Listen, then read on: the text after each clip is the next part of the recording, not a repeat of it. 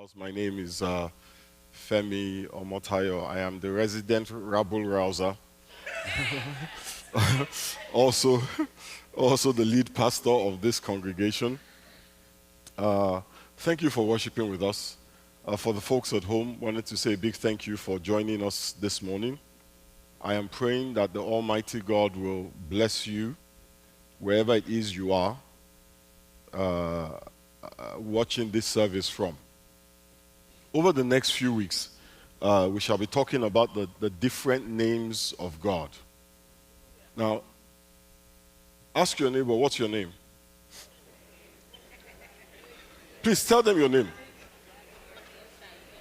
No, don't tell them, Vas. Oh, they can leave. Oh, were they waiting for me? Oh, when I saw them standing up, I thought they were leaving. Oh, they're waiting for the video. I'm sorry? Oh, you want me to pray for them? Okay, guys, you can go. I apologize. Because when I saw them standing up, I thought they were leaving.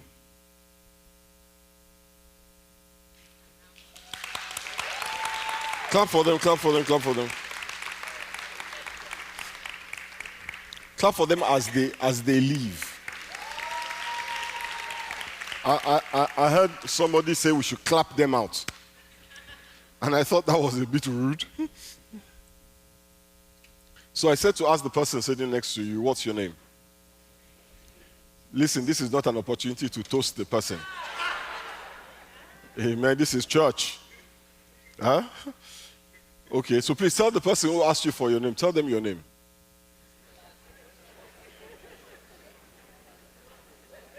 How many people here know the meaning of their names? If you know the meaning of your name, raise your hand. Raise your hand. Awesome. Looks like almost all of us here know the meaning of our names. Okay, so if you know the meaning of your name, can you please tell the person who asked you what's your name for the meaning of your name?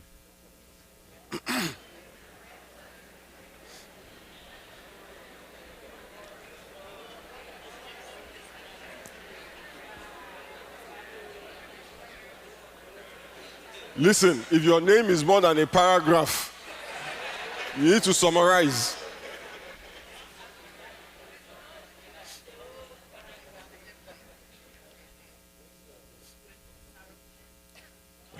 Thank you.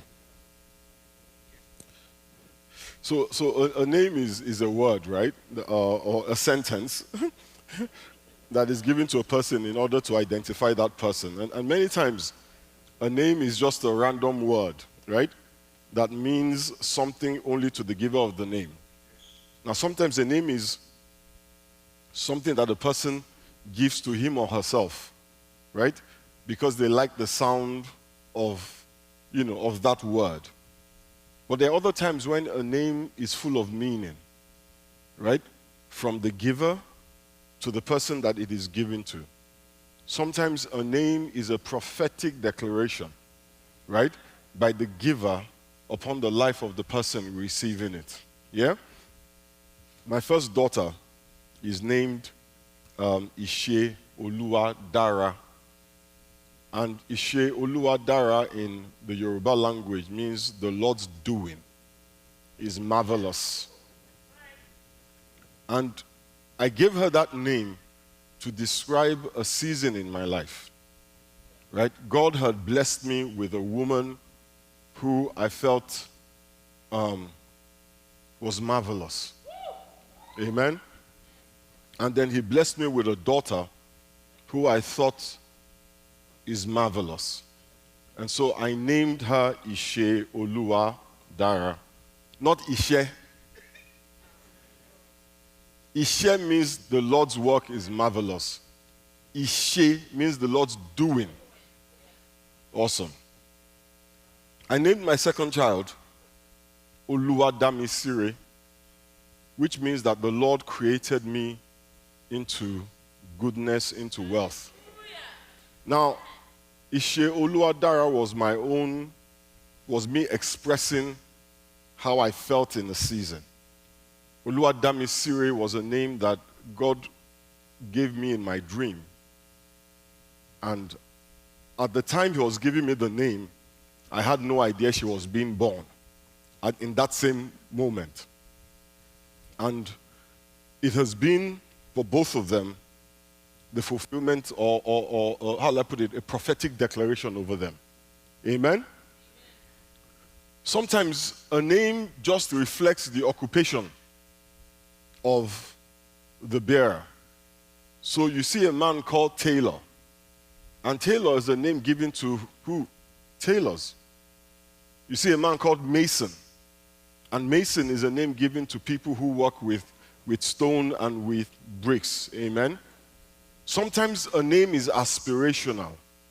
You say to somebody, I'm giving you this name so that you can become this person. But the names of God are not meaningless.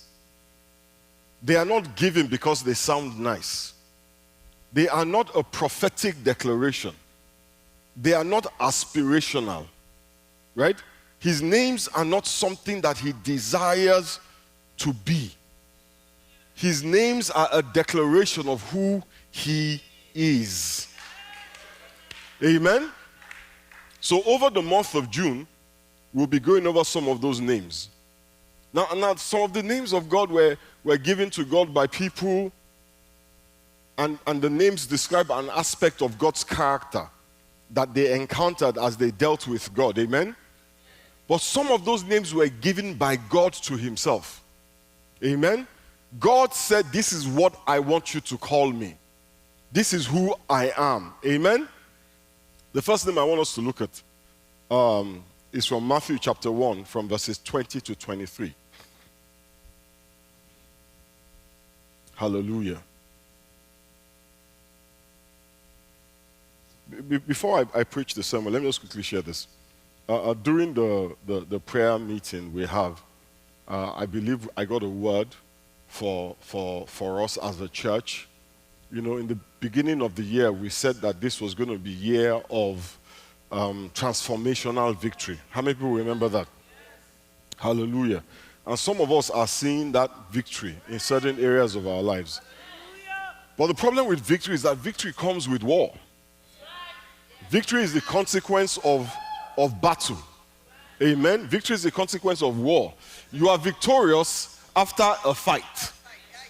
Amen. You are victorious after a battle. So when we celebrate victory, we must reconcile ourselves to the reality that it means we are going to go through stuff. Amen. Now I know the amen has reduced, but it's okay. It's okay. But 2 or 3 days ago, no, on Wednesday, was it on Wednesday? On Wednesday or Tuesday, while we were praying, I felt the Lord say to us that this year for us, this summer for us shall be a summer of praise. Amen. And so summer generally is a time when we all relax, right? It's vacation time. It's a time when we, take our breaks, when we chill, when we let our hair down, where the men go around wearing shorts and the women, the skirts get shorter, or the dresses are flowing, whatever. It's just a generally chill time. It's barbecue time, it's beach, it's jollof, jolly, enjoyment time, right? But one of the things that the devil does is he doesn't attack when you are at your most vigilant or when you are at your strongest. He chooses the time when you are most vulnerable. Yeah? When you're not paying attention. That is why the Bible says, be sober, be vigilant. Because your enemy, the devil, goes around like a roaring lion looking for who he will devour. And summer is a good time because nobody's paying attention. Nobody's attending prayer meetings. Everybody just wants to chill. And I want to chill as well, by the way. I like to chill. I used to be known as the Jollof Master. But these days, old age has a Prophet Jollof, Prophet Jolly, PJ. I like that. Anyway, this would be a season where many of us would be vulnerable without realizing that we're vulnerable. Because guess what? We are doing what everyone else is doing, which is just chilling. The pace slows down, but the Lord said, for us, this will be a season of praise, a summer of praise, because the battle that is being fought is not ours to fight. The Lord is fighting for us. Amen? So we are praising God, not so that he can fight for us. He's already fighting for us. We're praising him because he is fighting for us. Our praise is not to entice him. Our praise is to acknowledge him. Do you understand what I'm saying? So for us at New Covenant House, okay, let me say it like a prophet. Thus saith the Lord, for you, this shall be a summer of praise. The summer of 2023 in our history shall be our summer of praise. Amen? So I want you to get into that attitude, into that mind space where praise is on your lips and in your heart. Amen? And by the way, praise is not slow songs or fast songs. Please. If the song is fast, it's praise. If it is slow, it is worship. No, it is the words. It is the words that make it praise or worship. Amen? So sometimes the choir will sing slow songs. Say, Pastor, but it's a summer of praise. Are you hearing the words of the song? Matthew chapter 1, verses 20 to 23. But after he had considered this, an angel of the Lord appeared to him in a dream and said, Joseph, son of David, do not be afraid to take Mary home as your wife, because what is conceived in her is from the Holy Spirit. She will give birth to a son, and you are to give him the name Jesus, because he will save his people from their sins. All this took place to fulfill what the Lord had said through the prophet. The virgin shall conceive and give birth to a son, and they will call him Emmanuel, which means God with us. So this morning I'm preaching a sermon that I have titled Emmanuel. The angel asked them to name the boy Jesus because he will deliver his people from their sins.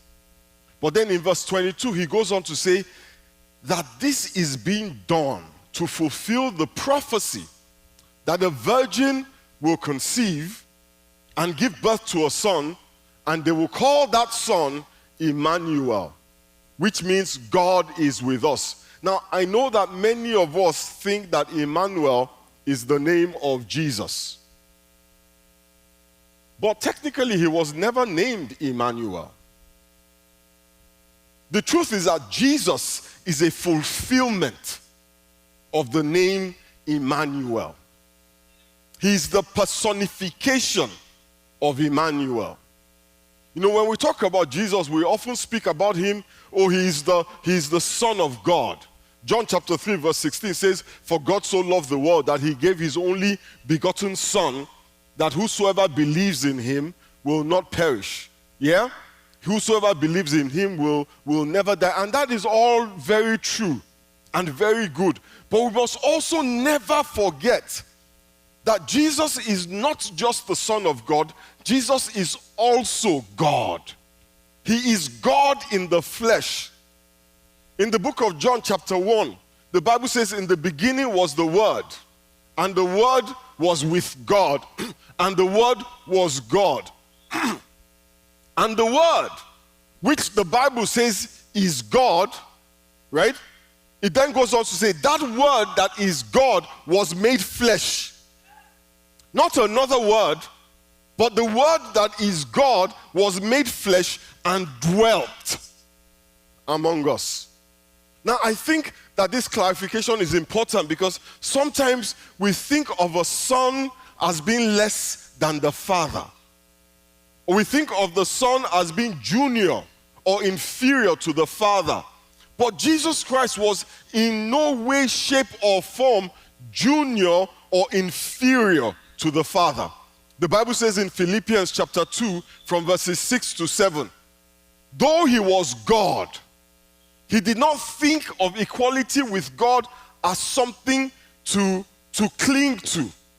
Instead, he gave up his divine privileges and he took the humble position of a slave and was born as a human being. Jesus was God. He gave up being God to be human. And sometimes we forget that even though he was human, all he did was give up the privileges of being God. He walked among us and he was God. And we miss that. While he was on earth, yeah, he was a man, but he never lost his godness. The divine nature never left him. The Zoe life of God never departed from him. Amen? In Deuteronomy chapter 31, verse 6, we don't have time to read it. What we see is one of the most powerful promises of God in the whole Bible. But I want us to read a version of it in Hebrews 13, verse 5. Hebrews chapter 13, verse 5. Can you guys pull it up on the screen? Is it there? Awesome. It says, keep your lives free from the love of money. That's a word for somebody this morning. And be content with what you have, because God has said, never will I leave you. Never will I forsake you. I'm going to say that again. Never will I leave you. Never will I forsake you. Never. When the Bible says that nothing shall separate us from the love of God, it is not just words. It is a promise from the throne of God. He says, I will never leave you, and I will never forsake you. Amen? Now, if you go on to verse 6 of that same Hebrews 13, it goes, so we say with confidence, because the Lord says he will never leave us or never forsake us, we can say with confidence, the Lord is my helper, I will not be afraid. What can mere mortals do to me? Because he says, I will never leave you nor forsake you. We can say with confidence, I can say it with confidence, nobody can do anything to me. I will not be afraid. The Lord is my helper. Amen? Now, I'm not sure if we fully understand what it means for God to say, I will never leave you nor forsake you. But first of all, let me just say this. In order for God to never leave you, God first of all has to be with you. Amen? Makes sense? You can't leave somebody that you are not with. I was never with you in the first place. You just have to say. It's like some strange girl now says, you left her. You left who? How? I was never with you. So how can I have left you? Now, if Tosin said that, that's a different, because you are with her. Thank you. In order for God to leave you, he has to first of all be with you. Amen? But for God to be with you, you have to fulfill the conditions that will make it possible for God to be with you. Talking about him leaving you, or never leaving you, or never forsaking you, assumes that he is already with you. And the only way, let me be clear, the only way that God can be with you is if you are sinless. Don't you say sinless? In short, without sin. Tell them, in short, without sin. That is the only way that God can be with you. There is no other way.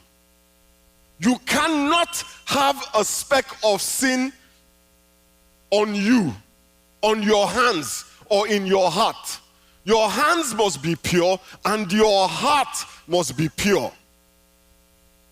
We're very quick to point out the people whose sins are obvious. The people who we can see the sin on their hands or we can see the stains on their clothes. But many of us, the Bible says, our hearts are deceitful. It is wicked beyond belief. Jesus Christ said concerning the Pharisees that on the outside you look so good, like whited sepulchres, but on the inside you're full of dead men's bones. He elevated the conversation. He said to them, have you heard it said that it is not good for a man to commit adultery? And they're like, yeah.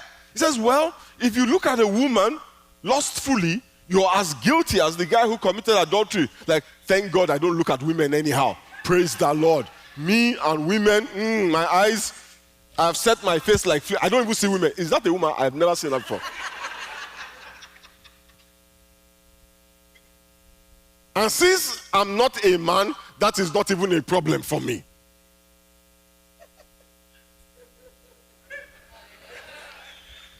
Sisters, the Bible says if you look at a woman, you don't look at women. So clearly you are without sin. Right?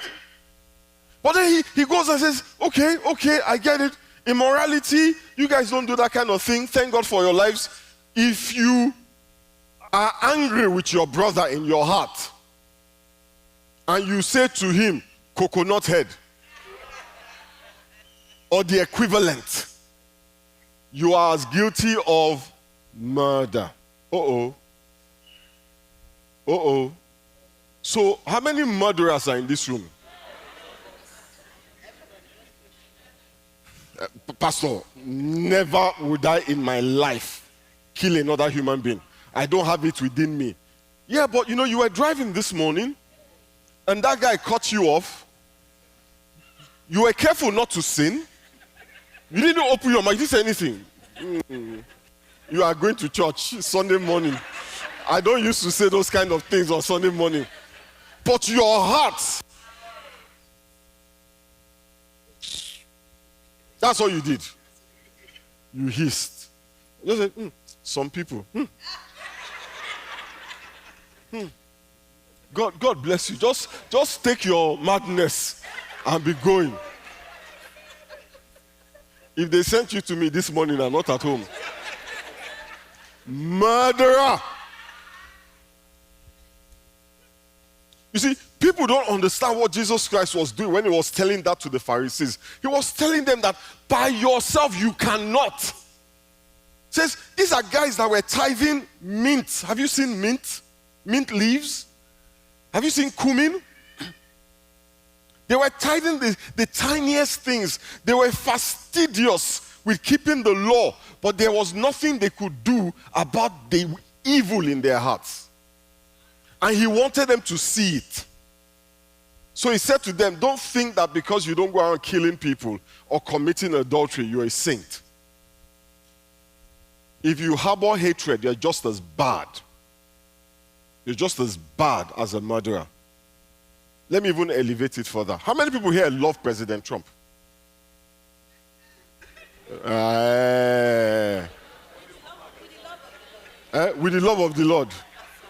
I like that. I like that. Murderers, all of y'all.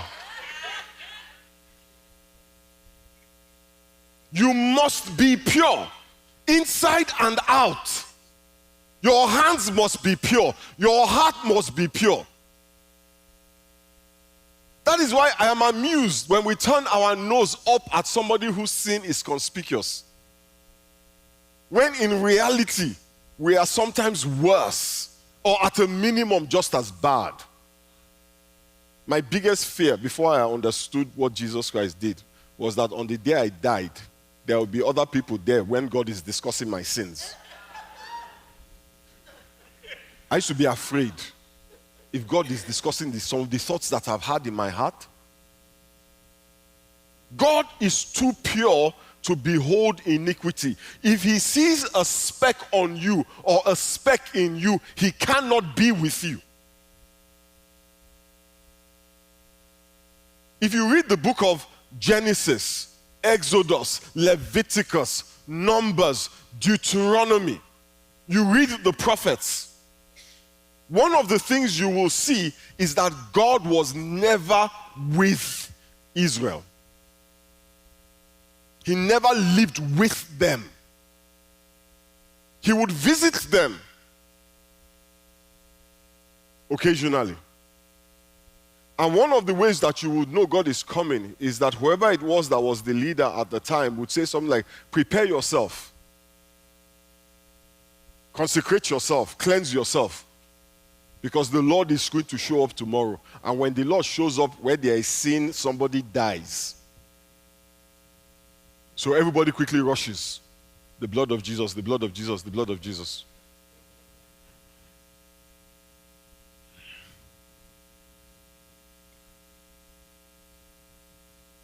Before God could visit a man would have to go through a period of cleansing. And once God came, that is why sometimes I struggle when I hear about a divine visitation. You see, we have left the dispensation where God visits. He doesn't visit me, he lives with me. If God is a visitor in your house, there's a problem. We should not be having divine visitation. We should be having divine manifestations. A visitation is different from a manifestation. A manifestation is the appearance of what already is. Amen? He would visit and then he would leave. In fact, the only place where God resided all the time was in the Ark of the Covenant. Right? And guess what? They could only visit it once a year. The high priest was only allowed to enter the ark once a year. And if the guy make mistake, he would die. So they always would attach a rope. Dr. Onyeko has a PhD, so in these things. So please, why are you running away? They would attach a rope to the high priest, right? And bells. So that when he's walking, they can hear the bells. When the bell stops, they will wait. They'll count. 1, 2, 3. The guy don't die. Nobody goes in to check. You can't even open the curtain and say, is he still alive? Because if you just put your nose, let's just cross that line, you die. When the Bible says, behold the goodness and the severity of God, thank God that we really know his goodness. We serve a God who is love, but is also a consuming fire. What's that guy's name? That's Ovasabi. What's his name? Uzzah. Huh? You understand? They are carrying the ark. The ark. Because you know, God is no longer, he dwells in the ark now. So they're carrying the ark from one place to the other. First of all, they're not carrying the ark the way God told them to carry the ark. So I'm sure God was already irritated with them that I told you this is how to do this thing. But you people, you will not hear. No problem. I will be cool. And God is just chilling. Probably irritated, but chilling. And then, because they carried it the wrong way, the ark starts to fall. And Uncle Uzzah went and stretches out his hand to help steady the ark. Guess what happened to the guy? Died on the spot. David was afraid. Because before that time, he thought God was just, all fun and games and dancing and, dancing in the street and, just killing giants and all that. When he saw what happened to them, he said, send it back, I don't want. Because Uzzah was not sanctified. And he touched God. In those days when Moses went up to the mountain to receive the 10 Commandments, you touch the mountain, you die.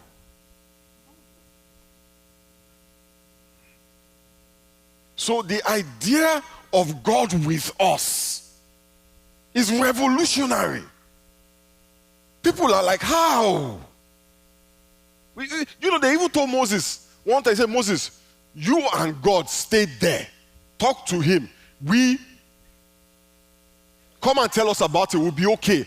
You know, all this one that we always say, oh God, speak to me myself. These are like, so I know this God, this consuming fire, this one that kills animals for touching a mountain, yeah, I'm good.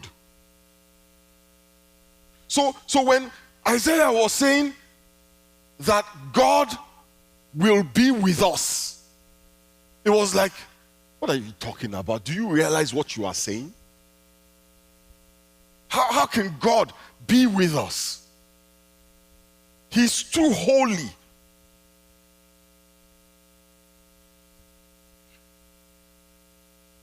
In Isaiah 7 verse 14, he made that promise. It says, therefore the Lord himself will give you a sign.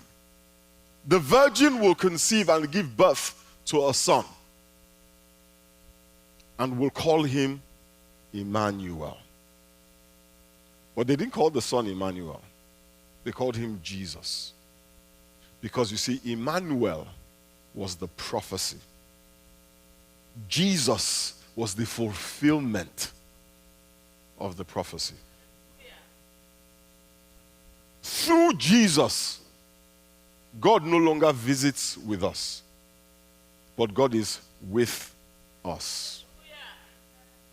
God is no longer a visitor. We become his habitation. He no longer dwells in a box carved with the hands of men, but in the heart of flesh that he has put in our hearts when he took away our hearts of stone.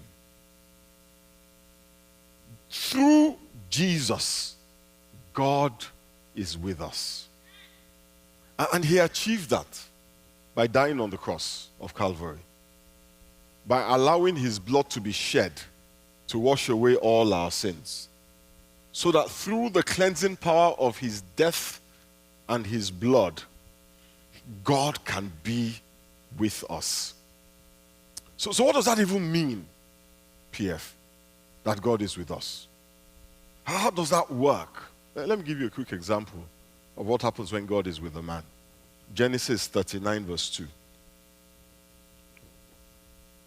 2. The Bible says, the Lord was with Joseph so that he prospered, and he lived in the house of his Egyptian master. You know, the so in that sentence means that the reason why Joseph prospered in the house of his Egyptian master was because the Lord was with him. I love that the Bible clarified that Joseph was in the house of his Egyptian master. That means he was a slave. But God prospered him. God did not release him from slavery. In the middle of the slavery, while he was serving as a slave, God was with him. And so he prospered. You know, we always think that the presence of God always means deliverance. Sometimes God will not deliver you. Because you see, where you are is the step to where you are going. And if he delivers you from it, he's actually derailing you. And God never derails you. He is a facilitator. He's an enabler. He's a provider for the vision that he has given you. And the vision that he gave Joseph required some slavery time. So while he was in the house of an Egyptian, the Bible says the Lord was with him, and so he prospered. Now, I know that every time we Pentecostals and charismatics and evangelicals, we hear the word prosper, we start to think of money or financial wealth. But Joseph prospered as a slave means that he succeeded. It means that everything that was assigned to him, he did it well. When God says he will bless the work of your hands, it doesn't mean that it will always be that it produces money. It means that whatever you lay your hands to do, it will prosper, it will flourish, you will do it well. And sometimes that will produce money. But money is not always the end goal. He did well. There was no way a slave who was not a thief could amass material wealth. If a slave had money, he was stealing from his master. Or his master, in fact, anything that he generated, the master took. Because the master owned him. Because God was with him, he was able to succeed in an environment that was created to dehumanize him. An environment that was created to humiliate him. In an environment where he was not even considered as valuable as a horse. So what environment are you in? How harsh are your circumstances? If God is with you, it doesn't matter where you are. It says, though I walk through the valley of the shadow of death, I will fear no evil. Why? Because thou art with me.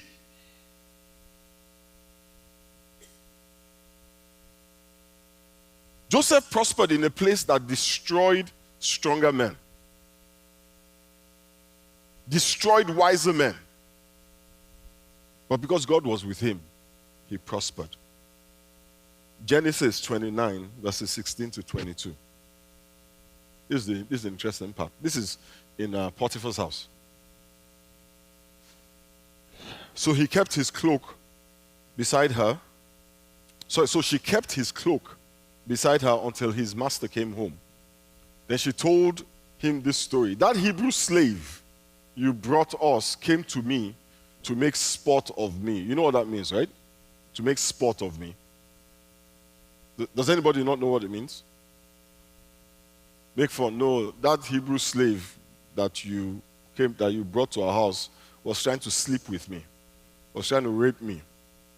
But as soon as I screamed for help, he left his cloak beside me and ran out of the house.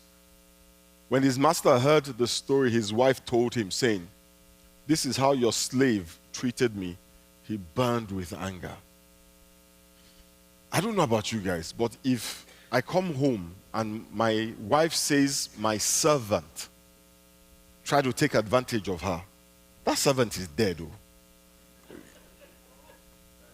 I will, and that's, I will move to Florida and I will kill him and I will claim stand your ground.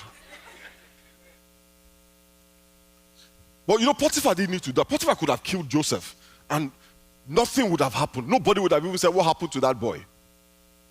Nothing. Now, you would think that because God was with him, first of all, Mrs. Potiphar would not have been able to seduce him. Alas, the presence of God did not stop the temptation. Let me say that again. The presence of God did not stop the temptation. And when he fled, and the woman falsely accused him, God did not magically appear and say, "Potiphar, your wife is a liar. She's lying." God left it. To the point where the Bible says he burned with anger and he took him and put him in prison, the place where the king's prisoners were confined. But while Joseph was there in prison, the Lord was with him again. He showed him kindness and granted him favor in the eyes of the prison warden. So the warden put Joseph in charge of all those held in the prison and was made responsible for all that was done there. Honestly, I don't know why we don't read this part of the Bible. Because first of all, God is with him. God does not stop Mrs. Potiphar from lying. God does not calm Mr. Potiphar down. Then they end up putting him in prison, and God does nothing. Doesn't stop it. See, let me tell you guys something. Our discomfort with discomfort is going to derail many of us from our destinies.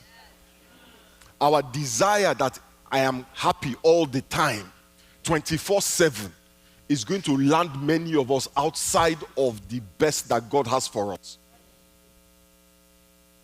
Many marriages are going to end because I'm not happy.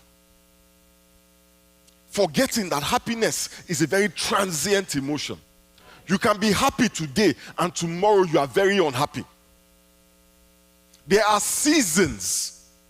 The Bible says there is a time for everything. Now, I'm not saying if you're in a marriage and it is a constant stream of unhappiness, stay there and remain unhappy. God is doing something. I'm not saying that.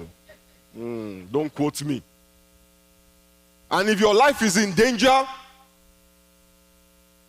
I will help you pack your bags and leave. I kid you not.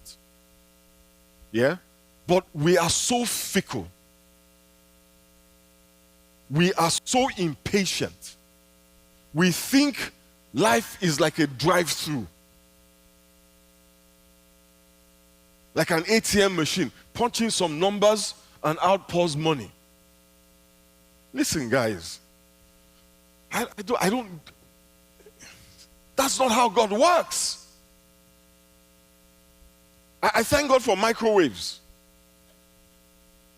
Talking about microwaves. Yesterday, our microwave, out of the blues, just went on the fritz.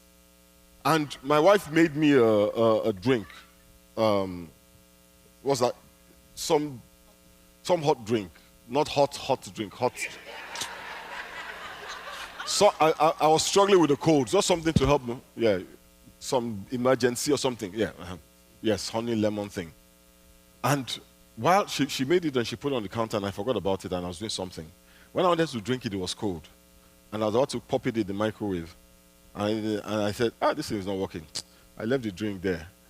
And I thought to myself, okay, I'll drink it before she wakes up because I would have to pour it inside the saucepan, turn on the stove, and then wait.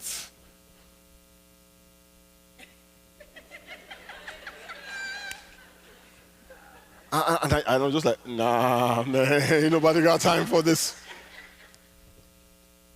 But guess what? God is not like that, too. If you are going to wait, you are going to wait. I'm just telling you.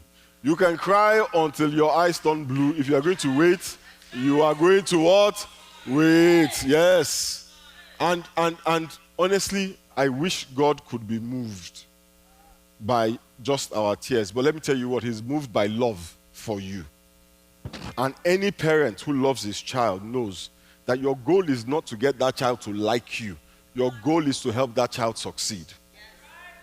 So that when the child is crying, your instinct is you want your child to like you. So you want to give them what they want. But when you think that this child will become a problem to you, you're like, oh, you want to cry? Cry. In fact, my mother will say to you, oh, you want to cry? I will give you something. Since you want to cry, I will be a facilitator. In fact, you'll be the one begging her that, Mommy, it's okay, I don't want to cry anymore. Hallelujah. He's a slave. God is with him, and he prospers. He goes into prison. God is with him, and again, he prospers. See, that is what happens when God is with a man.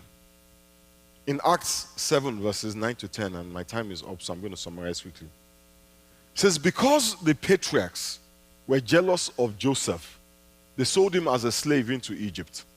But God was with him and rescued him from all his troubles. He gave Joseph wisdom and enabled him to gain the goodwill of Pharaoh, king of Egypt. So Pharaoh made him ruler over Egypt and all his palace. Do you see the progression? God is with him. He's a slave. and he becomes the head slave. Everything he's doing is prospering, but he's still a slave. He's still a slave. Then they send him to prison, and God is with him, and everything he's doing there is prospering. He's succeeding. They're giving him more responsibility, and he's excelling at it. He's doing well. But he's still a prisoner. The angel does not break him out of prison. There's no jailbreak here. And then guess what? He ends up in Pharaoh's palace. And again, God is with him. And what is the consequence of it? He becomes easily the most powerful man in that part of the world. But the path to that seat required two things. Number one, that God be with him. Number two, slavery, prison. We want God to be with us, but we don't want the slavery, and we don't want the prison. We want the path that is most comfortable, that is easy. And there are many people selling snake oil who are willing to tell us about that path. Oh, the reason why this is not happening in your life is because of your wife. If you get rid of your wife, everything will be fine. And some idiots will listen to it. Just send me some money. Let me give an offering on your behalf. There will always be somebody who is going to tell you what you want to hear.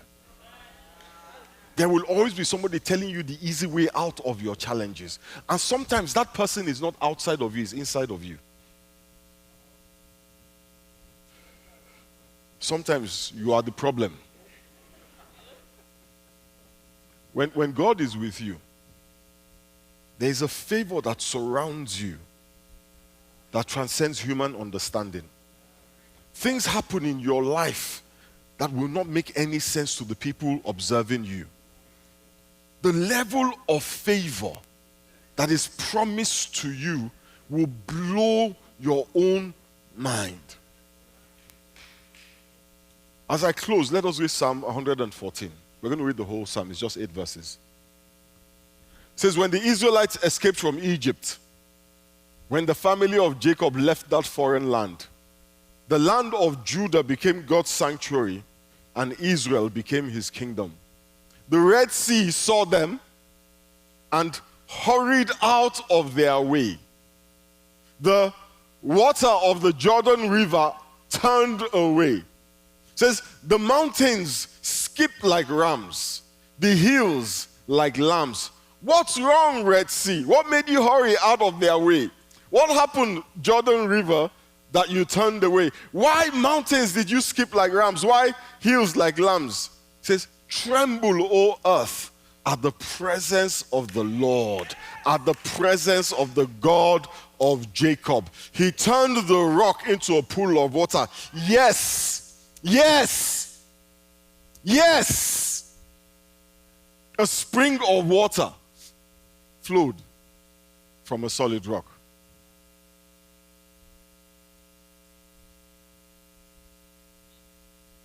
The land of Judah became God's sanctuary, and Israel became his kingdom. You see, the mountains skipped, the hills skipped, the rivers receded at the presence of the Lord. If God is with you. You see, that psalm we just read is not, it's speaking about the physical Israel. It's speaking about the descendants of Abraham. And Galatians chapter 3 verse 7 says, the real children of Abraham then are those who put their faith in God. If God is with you. In Galatians 3:29 he says, and now that you belong to Christ, you are the true children of Abraham. You are his heirs, and God's promise to Abraham belongs to who? To you. And what is that promise? Emmanuel. I will never leave you nor forsake you. I will never leave you nor forsake you. It says, I will never. Never means what? Never leave you nor forsake you. Is God with you? Let us bow our heads and pray. Is God with you? Is God with you?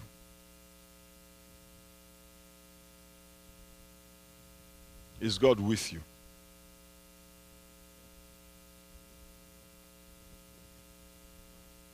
He is too holy. He is too righteous to behold iniquity. He cannot be with you if you have not been cleansed, if you are not been purified with the blood of the Lamb of God that takes away the sins of the world. If your sins have not been washed away by the blood of Jesus, God cannot be with you. Doesn't matter how many times you go to church, or if you were born in a Christian home, God cannot be with you. It is not personal to you. It is that God just cannot be where there is sin. But He loves you. And that is why He sent His Son to die, so that His blood could be shed to cleanse you from all sin, so that He can be with you. He wants to be with you. My brothers and sisters, He wants to be with you. He desires to be with you. But you have to be clean. You have to be cleansed. There's no atonement that you can make with your own hands. You can take all that you have and give it to the poor, and it would not be enough to cleanse you. Every Friday you can cook food and take it to a homeless shelter, and it would not be enough to cleanse you. You can make a sacrifice and put it at a junction, and it would not be enough to cleanse you. You can give money to a man of God. It would not be enough to cleanse you.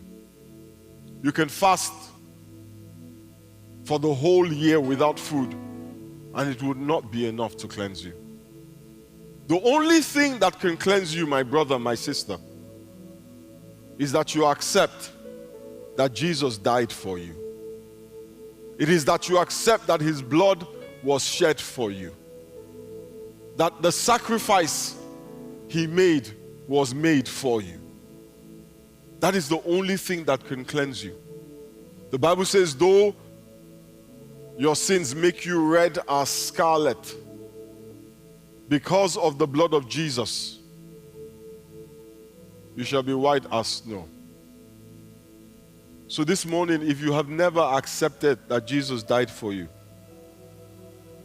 that His blood was shed for you, now is the time to do so. And you do it by saying, Father, I accept that Jesus died for me. I accept that His blood was shed for me. I accept that on Calvary, His life was taken to make atonement for me. Thank you, Father, for cleansing me. Thank you for washing me clean. In the mighty name of Jesus, we pray. Father, we thank you because your word, your promise to us is that you will never leave us nor forsake us. Father, we pray for each and every person here that the favor that comes with your presence, whether we are in the pit, whether we are in a Potiphar's house, or whether we're in prison,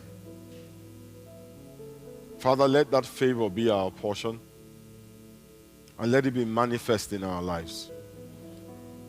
In the mighty name of Jesus, we pray. Hallelujah.